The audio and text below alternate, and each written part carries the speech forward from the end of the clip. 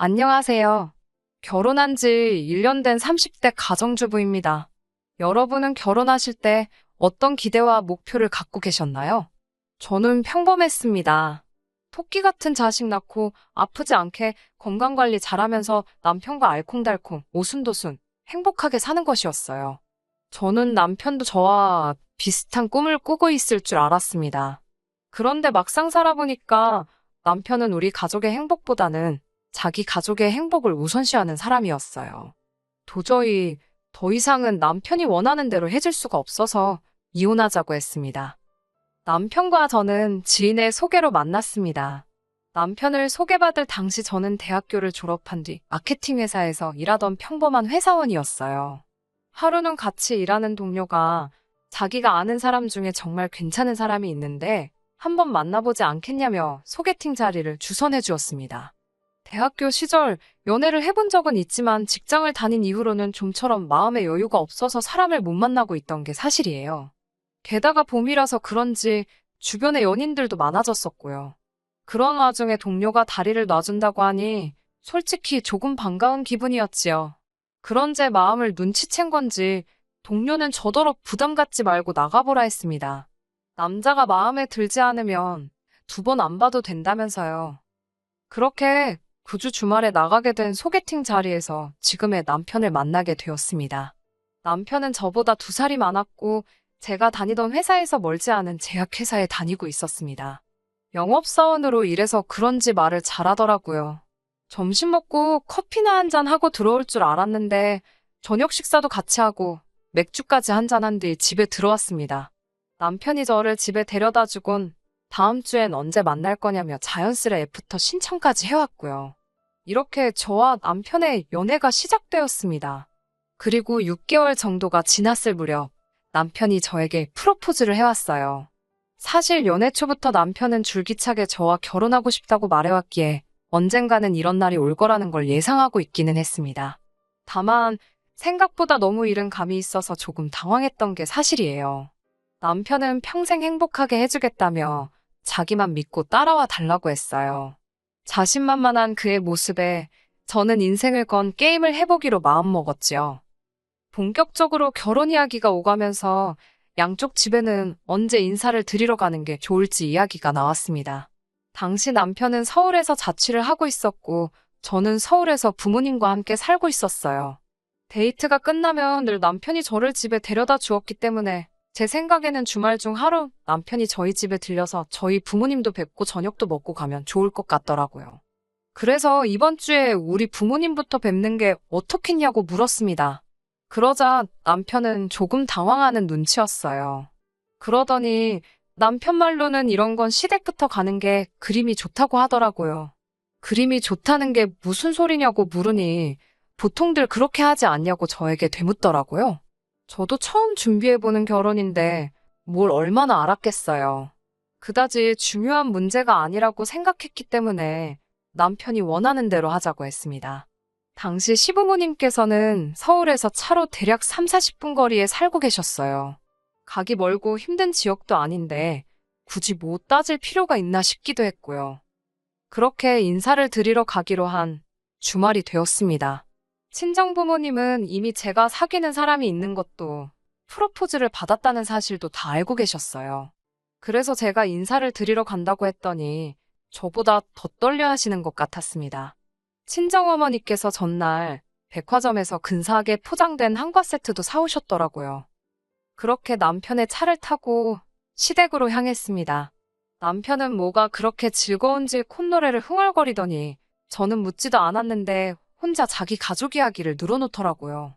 물론 전에도 각자의 부모님이 어디에 사시는지, 연세는 어떻게 되시는지, 지금은 무슨 일을 하시는지 정도는 이야기를 나눈 적이 있었지요. 하지만 성격이라던가 부모님과 얽힌 이야기라든가 그런 건 그다지 말해본 적이 없었기에 흥미롭게 들었어요. 남편 말에 의하면 아버님 성격은 소위 상남자랍니다. 목청도 크시고 행동도 거침이 없으시대요. 성격도 화통하시고 의리, 사람 간의 정 이런 걸 중요시하신대요. 형제분들 사이에서 맞으시라 제사뿐만 아니라 아프신 시할머니도 모시고 계시고요. 어머님의 경우 아버님과는 반대로 말수가 적으시고 묵묵히 할 일만 하시는 편이라고 했습니다. 손이 빠르셔서 낮에는 틈틈이 소일거리로 생활비를 버시면서도 집안일도 하시고 지금은 시할머니 병수발도 들고 계신다고요. 남편은 자기 부모님은 정말 효자효부라며 저더러 우리도 그렇게 살자고 그러더라고요. 그때만 해도 남편이 말하는 우리도 그렇게 살자가 사실은 너만 그렇게 살아라는 의미라는 걸 정말이지 몰랐습니다. 시부모님에 대한 이야기를 듣다 보니 어느새 도착을 했더라고요. 남편이 배를 누르니 어머님께서 반가운 표정으로 저희를 맞이해 주셨습니다. 집에는 아버님 어머님뿐만 아니라 시할머니도 계셨습니다. 당시 83이셨던 시할머니는 폐암일기셨는데 뵙기에는 비교적 정정하신 모습이었습니다. 시할머니와 아버님은 소파에 앉아 계셨고 어머님은 부엌에서 식사 준비를 하고 계셨습니다. 저는 손님으로 간 자리였으니 시할머니 옆에 앉아 있었어요. 남편이 저를 슬쩍 부르더니 가서 어머님 좀 도와드리고 점수 좀 따는 게 어떠냐고 그러더라고요. 점수도 따야 되냐고 혹시 경쟁자가 있냐고 물었더니 남편이 잠깐 당황하는 눈치였어요. 경쟁자가 있는 것도 아니고 시험을 보는 것도 아닌데 왜 점수를 따냐고 다시 물으니까 그냥 잘 보이면 좋지 않냐고 그러더라고요. 그래서 제가 남편에게 그럼 자기도 우리 집에 인사 가면 우리 엄마가 음식할 때 도와줄 거냐고 물으니까 아무 말도 안 하더라고요. 솔직히 별 생각이 씨 한 말은 아니었는데 대답 없는 남편의 태도를 보니까 살짝 괘씸하더라고요. 좋은 마음으로 어머님을 도와드릴 수도 있었는데 갑자기 남편이 얄미워져서 안 도와드리고 식사 준비 다 될 때까지 시할머니 옆에서 말동무만 해드리고 있었습니다. 식사를 마치고 어머님께서 거실로 과일과 차를 내오셨습니다. 온 가족이 소파에 앉았는데 어머님만 바닥에 앉아서 과일을 깎으시더라고요. 남편이 그런 어머님께 저한테 시키라고 그러는 거예요. 제가 과일을 잘 깎는다면서요. 저는 깜짝 놀라서 무슨 소리를 하는 거냐는 표정으로 남편을 쳐다봤지요. 그랬더니 엄마도 좀 쉬어야 하지 않겠냐면서 저더러 깎으라고 그러는 거예요. 아니, 그러면 본인이 깎으면 되지. 왜 나한테 깎으라는 건가 싶더라고요. 그런데 그 순간 할머니께서 갑자기 사과 향이 맡기 싫으시다고 치우라고 하셨어요. 그래서 다행히 과일은 안 깎아도 되었지만 집으로 돌아오는 내내 아까 남편의 행동 때문인지 기분이 영 찜찜했어요. 자식이 부모님을 챙기는 건 당연한 거고 저도 이해할 수 있어요. 그런데 자꾸 저한테 이렇게 해달라, 저렇게 해달라 하는 게 솔직히 짜증나더라고요. 그래도 큰 탈 없이 상견례까지 하게 되었습니다. 시할머니를 모시고 나올 상황이 여의치 않아서 시댁 근처에 위치한 중식당에서 만나게 되었어요. 아버님께서는 마음이 급하셨는지 본론만 이야기하자고 하시면서 애들, 그러니까 저희가 결혼할 때 얼마나 해주실 수 있냐고 물어보시더라고요. 참고로 저희 부모님은 서울에서 한식당을 운영하고 계십니다. 증조 할머니 때부터 대를 이어온 식당으로 방송도 몇 번 탔고 단골 손님들도 많습니다. 자랑은 아니지만 장사가 잘 되는 편이에요. 이 사실을 시댁에서도 알고 계시고요. 저희 아버지께서는 조심스레 1억 정도를 생각하고 있다고 말씀하셨습니다. 그러자 아버님께서는 기분이 좋으신 듯 표정 관리를 못 하시더라고요. 이번에는 저희 아버지가 얼마나 생각하고 있으신지 물으셨어요. 아버님께서는 갑자기 목소리를 까시더니 솔직히 당신들은 돈이 없으시답니다. 병드신 할머니 수발 드느라 그나마 아들 장가 보낼 때 쓰려고 모아두셨던 돈 다 까먹으셨다고요. 그렇다고 장가 간다는 아들 못 가게 할 수도 없으니 일을 어쩌면 좋냐고 되려 저희 아버지께 물어보시더군요. 그러더니 하지만 당신 아들이 예전부터 그렇게 외제차를 타고 싶어 했답니다. 그래서 저희만 이해해준다면 제 쪽에서 지불하고 남편 쪽에서 외제차를 해오겠다고 하는 거예요. 돈이 없는데 무슨 외제차냐 싶었지만 남편이 옆에서 보태듯이 설명하기를 영업직군에서 일하려면 외제차랑 좋은 시계는 필수랍니다. 솔직히 말이 되는 것도 같았고 안 되는 것도 같았어요. 저희 아버지도 저랑 똑같은 생각이셨던 것 같습니다. 저희 아버지께서는 당장 뭐라 말씀드리기는 어렵고 저희도 한번 생각을 해보겠다 대답하셨습니다. 만약에 저희 쪽에서 집을 해가면 사돈께서 차하고 혼수까지는 해오시라고 덧붙이시더라고요. 그러자 아버님도 그러시겠다 하셨고요. 저희 부모님은 고심 끝에 아버님의 제안을 받아들이기로 하셨습니다. 마침 저희 친정에서 멀지 않은 곳에 저렴한 전세가 나왔었거든요. 딸이 갑자기 시집을 간다고 해서 서운했는데 이참에 2년 더 옆에 끼고 살자며 좋게 말씀해 주셨습니다. 남편도 얼마 지나지 않아 제 예상보다도 더 비싼 외제차를 몰고 나타났습니다. 혼수도 제 취향과는 많이 멀었지만 하나둘씩 채워졌고요. 양가 어른들이 서로의 약속을 지켜주시면서 저희는 부부가 되었습니다. 하지만 막상 부부의 연을 맺고 나니 남편은 예전과는 다른 사람처럼 느껴졌습니다. 신혼여행지에서 있었던 일이에요. 신혼여행지에 도착한 둘째 날, 왜인지 남편이 잔뜩 심통이 나 있더라고요. 제가 왜 그러냐고 몇 번을 물어도 제대로 이유도 말해주지 않았습니다. 저도 슬슬 화가 나기 시작했어요. 그때 남편이 저에게 어머님께 전화 드렸냐고 물었습니다.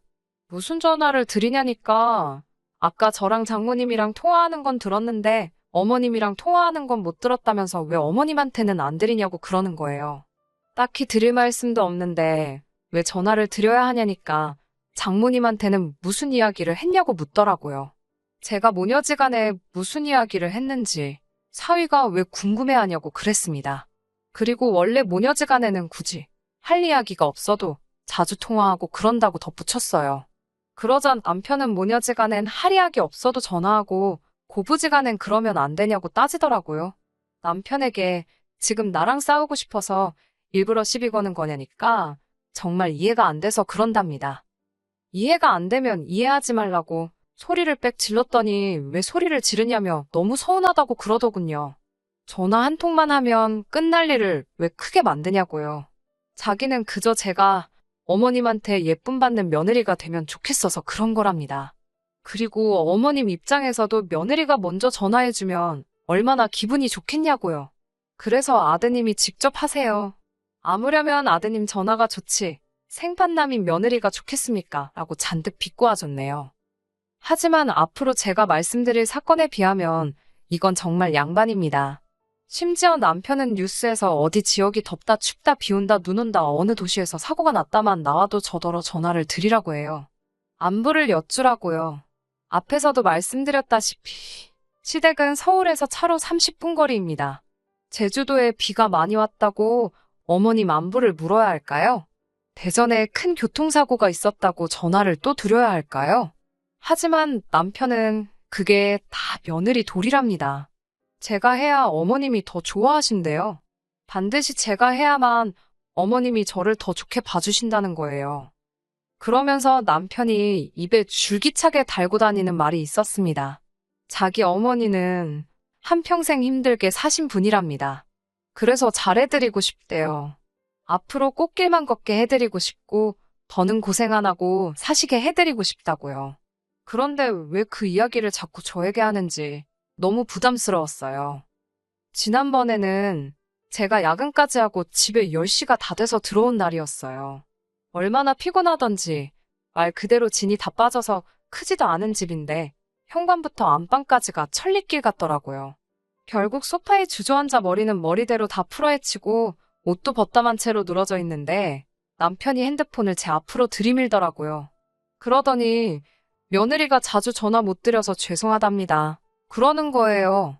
무슨 소린가 하고 보니까 남편이 어머님한테 영상통화를 걸어서 저를 비추고 있더라고요.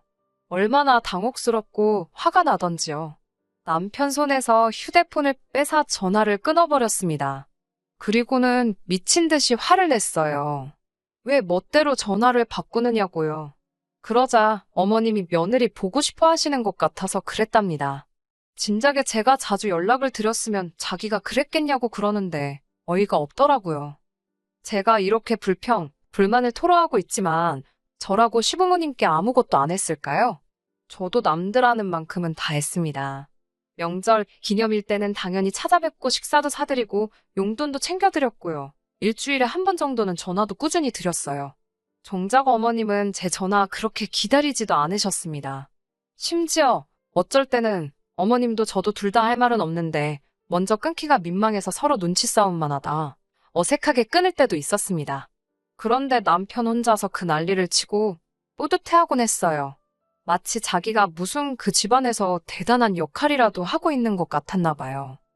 그러다 제가 결국 이혼을 결심하게 된 건 남편의 도를 지나친 행동 때문입니다. 얼마 전 시할머니의 생신이었어요.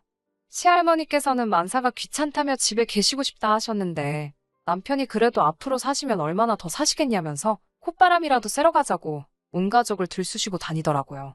사실 이 무렵에는 할머니 병세가 급격하게 안 좋아지셔서 거동도 많이 불편하신 상태였어요. 그런데도 남편은 그렇게 놀러를 가자고 우기더라고요. 고집도 그런 똥꼬집이 없다는 걸 온 식구가 다 알다 보니 그냥 가자가 이렇게 되었어요. 저한테도 회사에 얘기해서 휴가 내라고 어찌나 성화였는지 모릅니다. 주말에 1박 2일로 갔다 오면 좋겠는데 곧 죽어도 2박 3일은 가야 된다 했어요. 가뜩이나 곧 인사평가라 자리를 비우고 싶지 않았는데 어쩔 수 없이 휴가를 내야만 했네요. 그렇게 여행 당일이 되었습니다. 당연히 시댁으로 가서 시부모님과 시할머니를 저희가 모시고 여행지로 갈 줄 알았는데 남편이 따로 움직인다고 하더라고요. 저는 의아했지만 그렇다고 하니 그런가 보다 했어요. 설마 다른 계획이 있을 거라곤 조금도 의심하지 못했습니다. 그렇게 2시간을 달려 강원도에 도착했어요. 고기도 구워 먹고 수영도 할 수 있는 펜션이라면서 남편이 엄청 신났더라고요. 하지만 시할머니께서는 그새 더 안 좋아지셨는지 휠체어까지 타고 오신 상황이었습니다. 게다가 어쩐 일인지 어머님의 모습이 보이질 않았어요. 제가 남편에게 어머님은 어디 계시냐 하니까 남편이 능글맞은 표정으로 싱글벙글 웃어 보였습니다. 왠지 그 표정을 보는데 기분 나쁜 예감이 들더라고요. 제가 빨리 말하라고 재촉하자 어머님은 제주도에 보내드렸답니다. 그러면서 한다는 소리가 어머님한테는 제가 보내드리는 휴가라고 그랬대요. 아버님하고 할머님은 며느리가 챙길 거니까 걱정 말고 다녀오시라고 그랬답니다. 제가 왜 그런 거짓말을 했냐고 따지니 덕분에 어머님도 기분 좋게 여행 가시고 저도 예쁜 며느리 되고 좋지 않냐는 거예요. 그리고 이번 기회에 시할머니랑 아버님이랑 여행하면서 도와드리고 친해지면 너무 좋을 것 같다나요? 그 소리를 듣는데 진짜 제정신이 아니구나 싶었습니다. 내가 시할머니랑 아버님 챙기는 동안 당신은 뭐 할 거냐고 물으니 자기는 남자라서 할 줄 모른답니다. 해본 적이 없대요. 어이가 없어서 제가 물었어요. 나는 해봤냐고요. 아들이자 손자인 너도 안 해봤는데 생판남인 내가 뭘 알겠냐고 그러니까 너는 며느린데 왜 모르냐고 그럽니다. 그러면서 자기 엄마도 다 했다고 그래요. 그러면서 어머니가 하던 일들은 이제 저도 다 할 줄 알아야 된답니다. 안 그러면 누가 자기 엄마를 돕냐고요. 어머님을 왜 나만 돕냐고 하니까 며느리가 시어머니를 돕지 그럼 누가 시어머니를 돕냐고 그러는데 정말 말귀를 못 알아들어 처먹는다는 표현이 내 남편 때문에 생겼구나 싶었습니다. 그때 아버님께서 급하게 저를 찾으셨어요. 시할머님이 급하게 저를 찾으신다고요.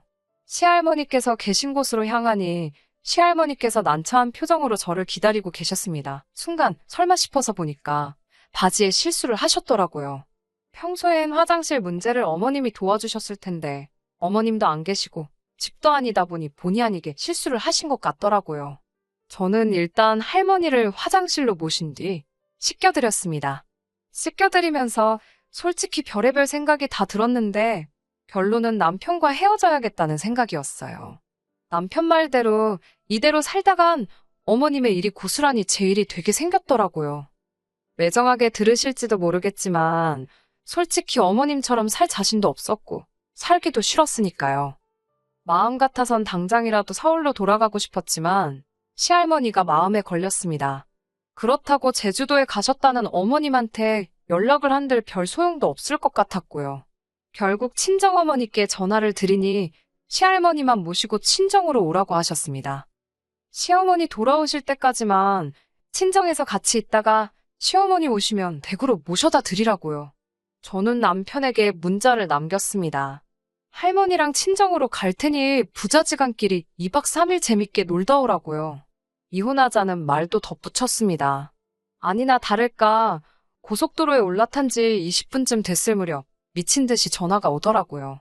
전화를 받지 않았기 때문에 전화가 걸려온 이유가 이혼하자는 말 때문인지, 시할머니 때문인지 아니면 남편 몰래 끌고 와버린 이 외제차 때문인지 알 수는 없었습니다. 중요한 건 제 결정이 확고했다는 거예요. 그렇게 정확히 2박 3일 후 시할머니를 모시고 시댁으로 향했습니다.